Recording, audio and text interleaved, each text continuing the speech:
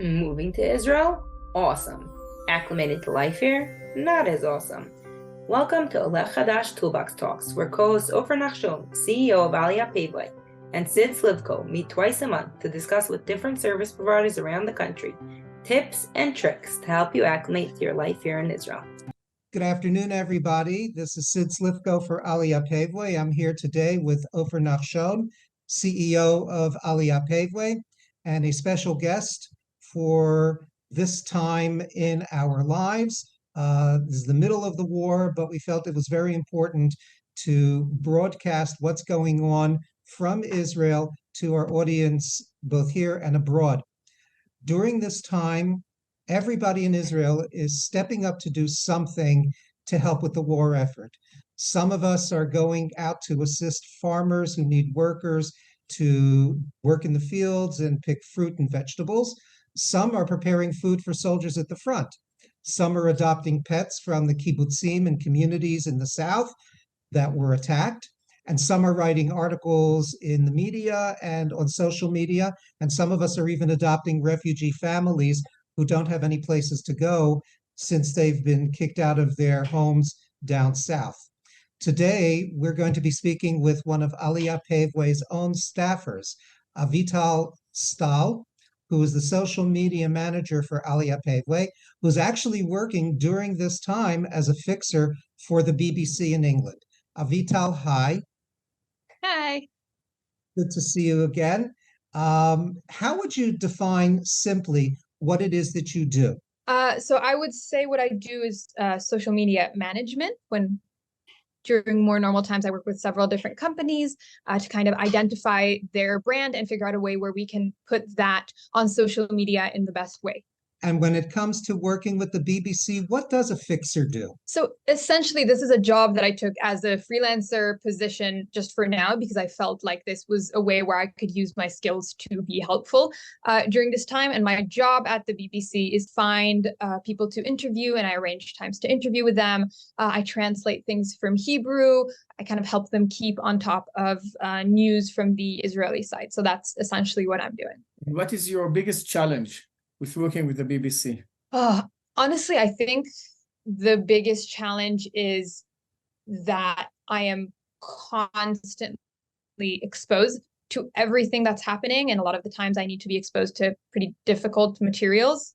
And I think for me, that's been the most challenging thing, kind of being really, really like deep in all of the horrible stuff that's happening, having to be exposed to a lot of images, to a lot of anti-Semitism online, to a lot of just like hatred and anger. I think that's for me been the most taxing thing. You mentioned when we were talking before about algorithms and how they affect what we see on the internet and social media, and how it affects the feed that we get in our own social media platforms. Could you explain a little bit about what algorithms are, how they work, and how, in fact, they do shape what we see and what we hear on the internet? Yeah, I think this is a really, really important question. I feel like not enough people are really aware of the way that these sites work. So essentially, all of these social media sites, YouTube, Facebook, Instagram, TikTok, all of those sites, their goal is for people to stay on those sites for as long as possible. Because if they're staying on them for longer, then they're seeing more advertisements, they're likely engaging more, and so the app makes more money. And this is where the algorithm comes in. In order to have people stay on the platform, we can't show them things that don't make them react. So that means that we're either seeing a lot of things that we strongly agree with, or a lot of things that we strongly disagree with. And so these algorithms are designed from the get-go to polarize, to make us angry, to make us sad. And I think it's really, really important to note that there's a lot of things in the middle that the algorithm is not showing us, because that doesn't make us stay on the app more. That doesn't make us angry. That doesn't make us, feel very, very intensely. And so what we're seeing online, some of it is reality. Obviously, there are people who say things like that, but I think it's very much not the complete reality. And it's just the way that these sites work in order to try and get you to spend more time on them and engage more with the content that you're seeing. There's some criticism about the BBC that is one-sided. Do you feel that way? And how do you react to this? It's not easy for sure. And you hear people like in the office saying things that I strongly disagree with, and I can't always react because it's a professional setting. But I think one of the most interesting things, I had a very, very interesting conversation with another girl who works at the office. She has the same job as me, but she works for the Palestinian side. And our experiences have been the exact same. So she calls people up and they yell at her because they don't want to interview for the BBC because they're one-sided. And then I call people up and they yell at me because they don't want to talk to the BBC because they're one-sided. And so I think, yes, a lot of the times I feel that the coverage or the language that is being used is not accurate. But then again, people who are not in England are exposed to the BBC through Facebook, through articles that are reposted on Instagram, on TikTok. And so we're seeing the things that are going to annoy us. And I think like having worked there now,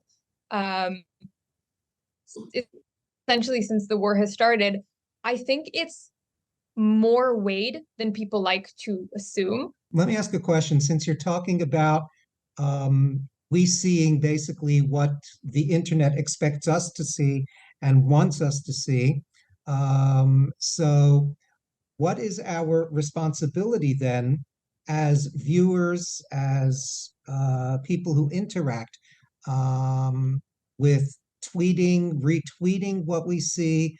How do we deal with that in the general picture? How do we deal with that in terms of spreading what it is that we want around? Yeah, that is such an important question. Number one is on the level of things we post. I've been seeing a lot of people post things that internally in Israel are maybe very like strengthening, maybe make us feel good. But if you think about that content for another second and think what it looks like when that content is then translated and broadcasted to the anti-Israel community, that content becomes highly problematic. And so I always try to be conscious with the things that I'm posting or with the things like just with my general thoughts about this conflict and the way that it's been unfolding online is we need to be uploading content that would support the fact that we are peaceful people and support the fact that this is not, a revenge war of any kind. We need to make sure that the content we're uploading would mean that, even if it were to be translated and put online in circles that don't fully understand what it's like to be an Israeli. And then the second thing is I've seen a lot of people reposting things that are not accurate on both sides, whether they're flat out lies or just taken out of context. And I think it's really, really important to use our critical thinking skills and like take a second to think if this content makes sense or not for our cause. Posting things that are not accurate is only going to harm Israeli credibility. And so it's of utmost importance that we are not posting things that are not true or that are not true within that context, and that we are posting things that no matter what lens you looked at them in would support the things that we're trying to portray online. Considering the numbers of Jews that exist in the world and the number of Muslims, Palestinians, pro-Palestinians that exist in the world, it's really important for us to keep posting. So this is not to say that we need to like not post our voices and not share our voices. It's still really critical that we do continue to share our stories. It's just a question of doing it in a way that is like productive and actually helpful to the cause. I think there's a lot of people in Israel who have been doing an absolutely fantastic job doing hasbara, and I absolutely commend them. We just want to focus on those voices that are really basing what they're saying on empathy, on facts, rather than like sensationalism. Do you have any feedback that you're really making a change? I think so, yeah. Some days it doesn't really feel like that, but I've had several articles that have come out because of people that I've arranged that I felt were a really, really true representation of what Israel is like, whether that's going on bases and speaking to soldiers, whether that is, we did a really fantastic article on blood donations where we went and spoke to Madda people. We went to the actual blood donation site in Jerusalem and spoke to people about why they've come to donate blood. I thought that was a really nice article. And I've been fortunate enough to work with teams where these articles get massive, massive, massive exposure. And so, yeah, I do feel like at least a little bit, I'm making a change. I'm writing a lot personally. I've got quite a few followers from around the world, and I've gotten a lot of reactions and discussions and sympathy from a lot of people around the world who say that they just don't really understand the conflict, and to have somebody kind of break it down in a way that is fact-based and human-based and human-centered has been very helpful to them. So I'm very thankful to feel like the tools that I do have and the skills that I do have are actually helping kind of enlighten the situation here. To me, it's like if I not changed one person's mind, but if I opened one person's heart to our side of the story as well, if I was able to help one person understand the nuance that exists in this conflict, then I've done my job. A lot of the comments that I've been getting have just been making it very, very clear that nuanced, respectful, fact-based voices, which is what I've been trying to kind of bring forward, are really, really important, and that they do actually make a change. After the war, how do you think you can keep on doing this kind of service to Israel? A good question. I think I'm gonna keep writing, keep working on putting stuff out on social media, because I think there are a lot of things regarding this war specifically that are kind of urgent to talk about right now, but there are a lot of other things that people don't understand about the conflict that I would like to continue and write about and post about.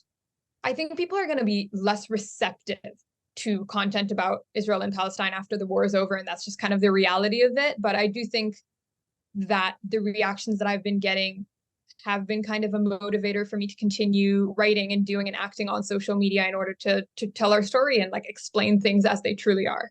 Well, speaking for myself, I can say that I appreciate the stuff that you've been doing. And I thank you very much for putting yourself out in this way, because it is very important, and you've got a good story to tell and you tell it well. So thank you very much.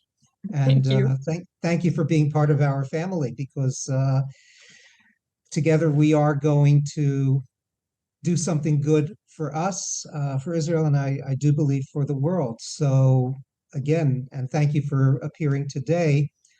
We hope and we pray that this war ends soon, and of course that the hostages and our soldiers return home safely, and that there will once again be peace and Shalom al Yisrael. So in that spirit, I'm going to wish you peace and Shalom from Israel, and Shalom to all our listeners as well. Thank you very much. Thanks for joining. As always, Olim Chadashim, we're here to help you. aliyahpaveway.com